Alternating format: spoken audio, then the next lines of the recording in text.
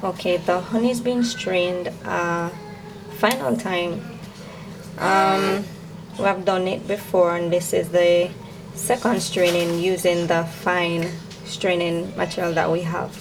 This isn't usually necessary, however we do so as a precaution to ensure that all particles, very fine particles, are not in the final product, so it's smooth, there's nothing grainy or any wax particles there.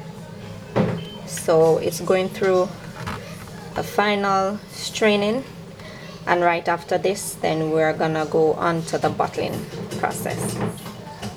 Okay, we'll show you what it looks like when we're finished, and then also when we are about to bottle we'll show you those as well.